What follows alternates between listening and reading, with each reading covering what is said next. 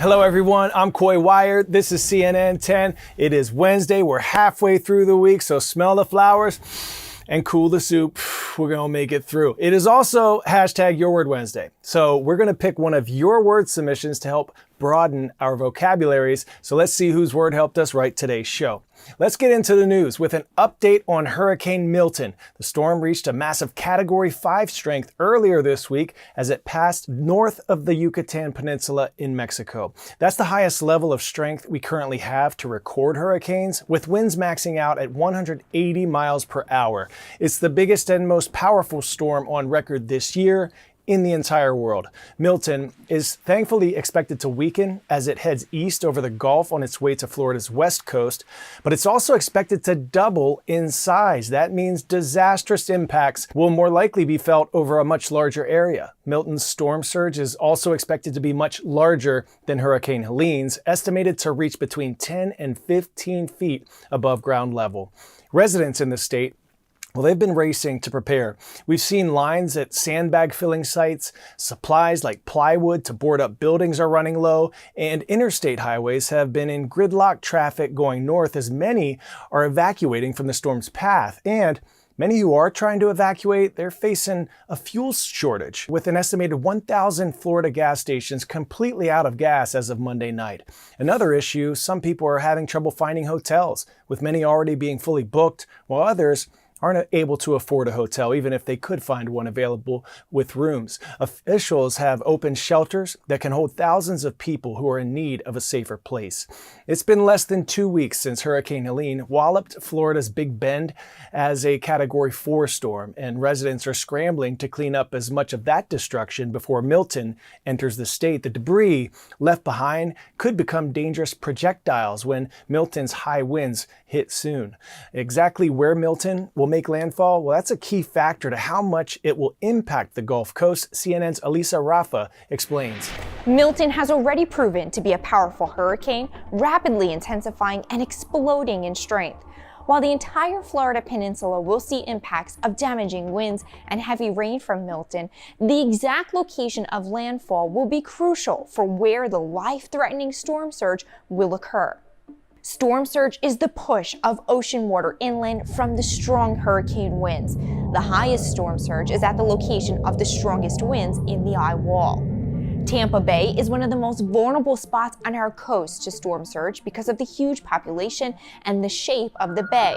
The track of Milton could be one Tampa Bay hasn't seen in 100 years, meaning unprecedented storm surge. If Milton's eye goes just to the north of the bay, that would mean a worst-case scenario for the storm surge in Tampa Bay. The onshore wind direction will send the ocean waters funneling into the bay with nowhere to go, creating devastating impacts. If Milton's eye lands just south of the bay, winds will be offshore out of the bay, possibly even receding waters like seen during Hurricane Ian. In this scenario, the worst of the storm surge would go just south of Tampa. Even just a few miles wobble in Milton's track could greatly impact the storm surge forecast for better or for worse. So all warnings should be taken seriously.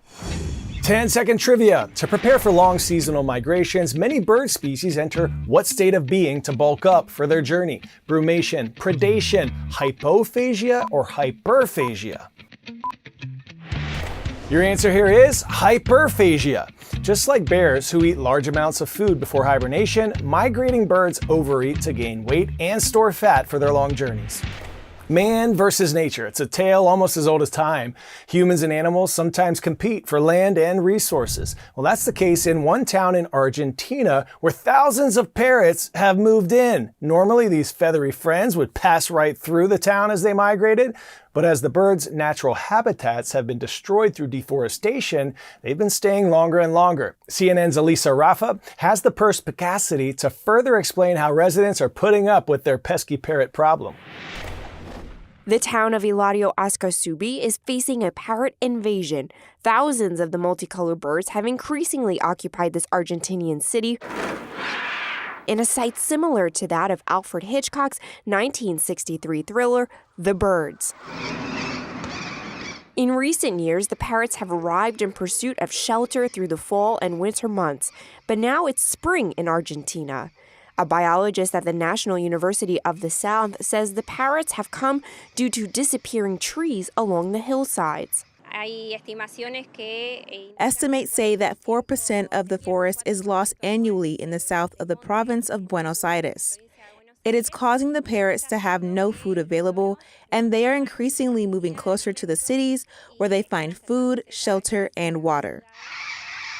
The parrots, however, have become pests, residents citing a whole range of annoyances, with the birds' continuous shrieking, harming electric cables, and leaving deposits of bird droppings everywhere.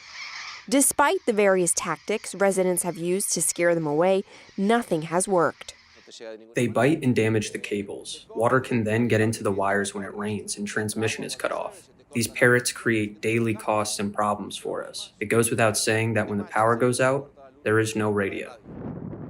Argentina's forest land has been gradually lost over the years, but biologist Lara believes there are proactive steps the residents can take to both restore the environment and allow them to live in peace with the pesky parrots.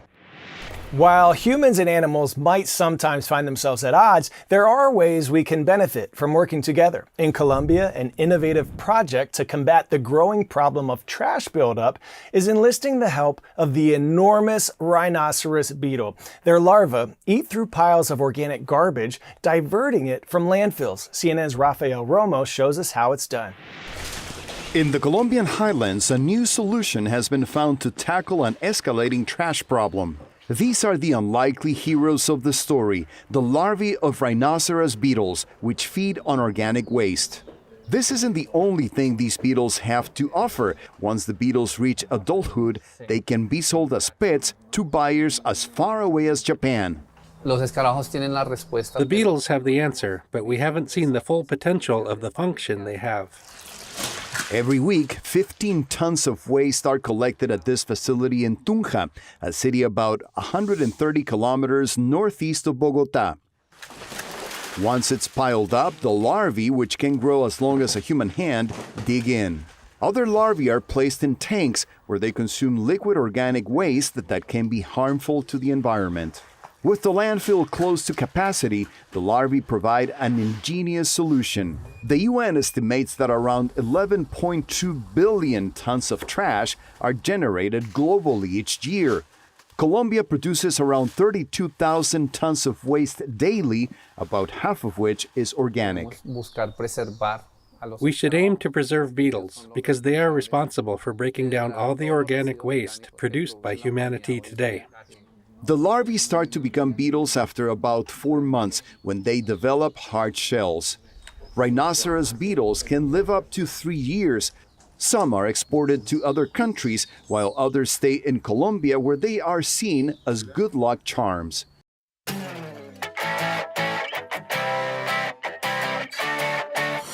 Today's story, getting a 10 out of 10, looks a lot like human Jenga. In northeastern Spain, the Catalonia region, it's home to the revered tradition of forming castels, or human towers. And they've been doing this for hundreds of years, passing the knowledge down from generation to generation. Take a look at these daredevils in action.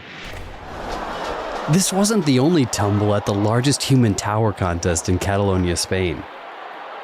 Known as castels, human towers play a big part in Catalan culture and are known for an expression of national optimism. The tradition dates back to the 1800s, and this biannual competition began in 1970. According to Reuters, this year about 11,000 spectators filled the stadium. They watched 42 teams fight for the prize of just over $15,000. All right, thank you to everyone who submitted some prodigious words for Your Word Wednesday. Today's winner is Mr. Taylor's class at Autism Solutions Academy in West Jordan, Utah for perspicacity, a noun meaning the quality of having a ready insight into things or shrewdness. Thank you for making us smarter today. We love seeing all of you flex those vocab skills. And our shout out today goes to Bertha Hewitt School in Bertha, Minnesota. Let them hear you roar, Bears. Here's to all of you for subscribing and commenting on our CNN10 YouTube channel for your shout out requests. Can't thank you enough. I'm Coy Wire. We'll see you right back here tomorrow on CNN10.